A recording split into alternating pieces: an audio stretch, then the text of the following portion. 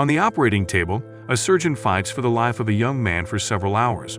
Unfortunately, after numerous resuscitation attempts, the transplanted donor heart fails to start.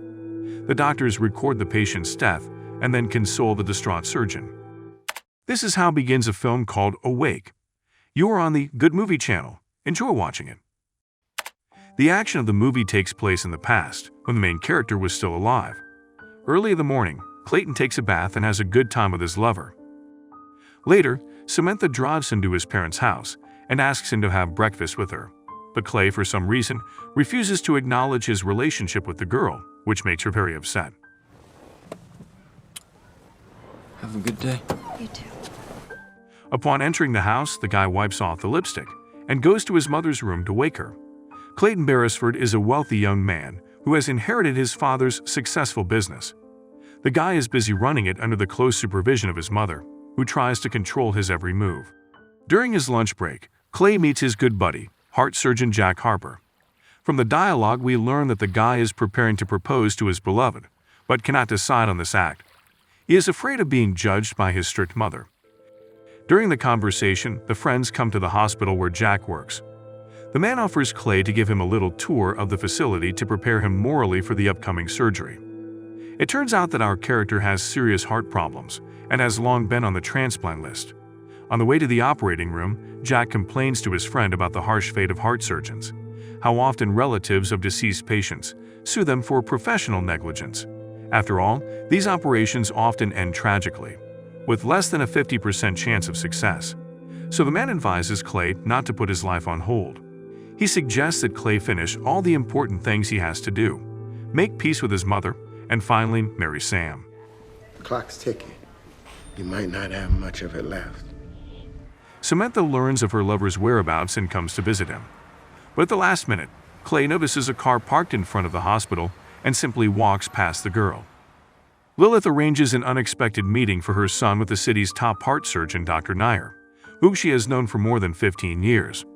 The woman insists that he be the one to perform the upcoming surgery. She does not want to entrust the life of her only son to an ordinary surgeon, even if it is his friend, Dr. Harper. In the evening, all employees of Beresford Capital celebrate Halloween in the office. The party is attended by representatives of a Japanese company, with which our character has to make a favorable deal. The guests from Japan are concerned about Beresford Jr.'s health and delay the decision. In a private conversation, Clay assures them that despite his weak heart, he has a strong mind, so there is nothing to worry about. Later at home, Clayton informs his mother of the successful conclusion of the deal. Changing the subject, Lilith asks her son if he remembers his father. Clay was very young when his father died, so he remembers only a few episodes involving him. At this moment, Sam enters the room. She works as a personal assistant to Mrs. Beresford. The girl is coordinating her boss's schedule for the day, after which she formally bids everyone farewell and leaves. Sam! I'm tired, all right? I just want to go home. Outside, Clay catches up with the girl and, standing in the rain, apologizes to her. This moment helps him realize his guilt towards his lover. Back in the house, the two finally tell Lilith about their relationship. As expected, the woman reacts negatively to the news. She accuses the girl of lying and tells her son that he is still very young and has his whole life ahead of him. Clay replies that this may not be the case at all. After a family quarrel, the guy falls ill on the street. Sam immediately finds the necessary medicine in his bag. In such a difficult situation, Clay proposes to his sweetheart and asks her to marry him right away. In the middle of the night, a wedding ceremony takes place with his friend Dr. Harper as the best man. Standing in front of the altar, the young couple exchange vows of fidelity and later spend their first wedding night together. This happy moment is suddenly interrupted by a message from the medical center. A suitable donor heart has finally been found for our character.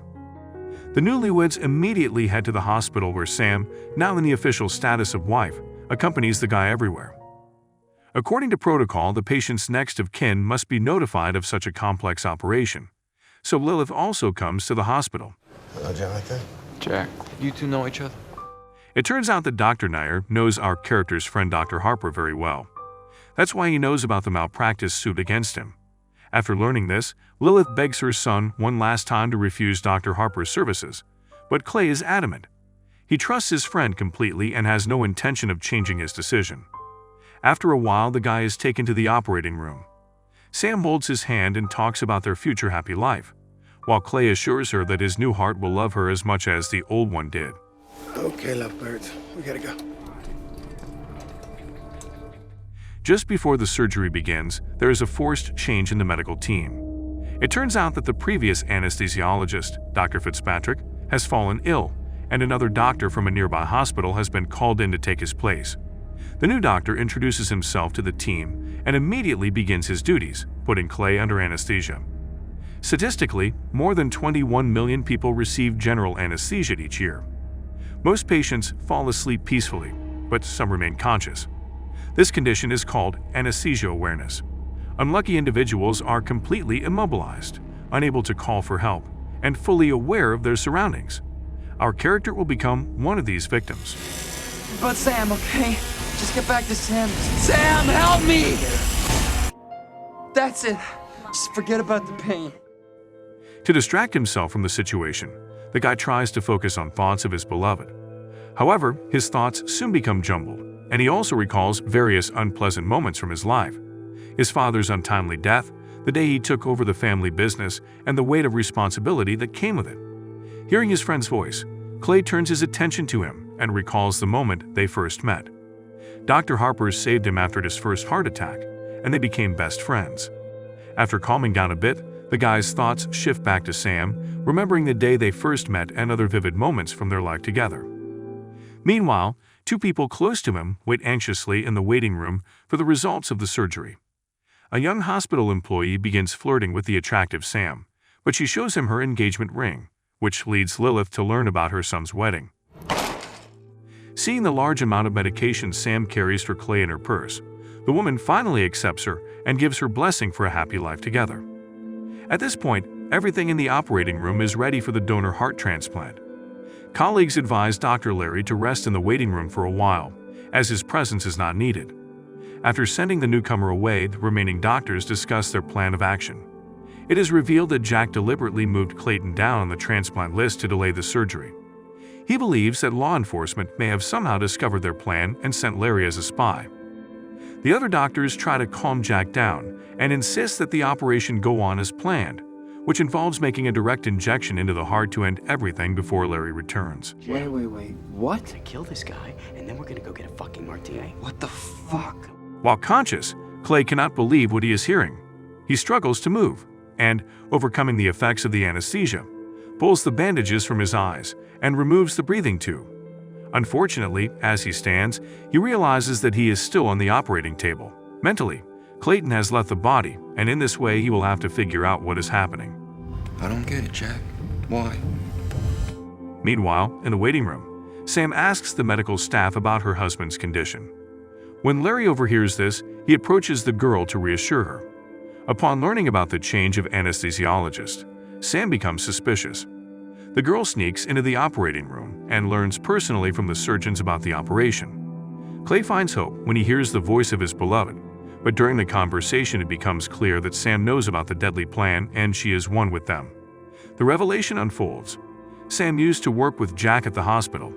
Faced with multiple lawsuits, they needed a large sum of money to settle. Their plan was to exploit their wealthy patient, force him to marry Sam, and then discreetly kill him during surgery to get the desired inheritance. Of all the doctors, Jack is the only one who hesitates and doubts the plan. He refuses to perform the lethal injection. At that moment, Samantha takes control of the operation. She takes the syringe with the drug, hands it to Jack, and orders him to finish what he started. He really loved you, Sam. We never even met. In this horrible situation, the only person who can possibly help Clay is Dr. Larry. Unfortunately, he doesn't see through his colleague's deception, leaving our character completely devastated. At this moment, the guy learns of the betrayal of his beloved girl and his best friend. Reflecting on the past, he notices many things that point to the betrayal. Blinded by love, Clay decides to listen to his heart instead of his mind, and unfortunately, our character's heart turns out to be weak. After the injection, the transplanted donor organ unsurprisingly fails to start. The doctors have to fulfill the last formality. They have to inform the relatives about the death of the patient. During this difficult conversation, Lilith learns from Dr. Larry that her son is on a life support machine, and since the donor heart hasn't started, her consent is needed to disconnect Clayton from the machine. He's alive? I'm sorry, it's over. He has no heart. Upon hearing this, the woman asks for some time alone. At this point, Clay has mentally come to terms with his impending death. He wanders quietly in his own thoughts until he finds himself in his parents' house. Gradually, the lights dim around him, and he lies down on his bed, trying to fall asleep. Suddenly, his peace is broken by a faint light. It is Lilith striking a match to light a cigarette. Confused, Clay asks his mother how she came to be near him, to which he gets the answer, "You're going to live." Left alone, Lilith takes a lethal dose of medication before alerting her friend, Dr. Nair. Arriving at the clinic, the surgeon immediately understands the situation and begins a complex operation. The mother sacrifices her life to save the most precious thing she has left. In the final moments, she becomes aware of Samantha's cunning plan, prompting the involvement of the police. The culprits are arrested one by one, and no one escapes punishment. We're almost there. We're almost there. God damn it. Clear? In conversation with his mother, Clay initially refuses to return to life. He wants to stay with her. The guy feels he's not capable of handling everything alone, unlike his father. Upon hearing this, Lilith shows her son one of her memories, the moment his father died. It turns out that Beresford Sr. was actually an abusive man, prone to heavy drinking and violence against his wife. One such day, in defense of herself and her child, Lilith hit her husband over the head, resulting in his death. You're 100 times the man he was. It's time for you to live.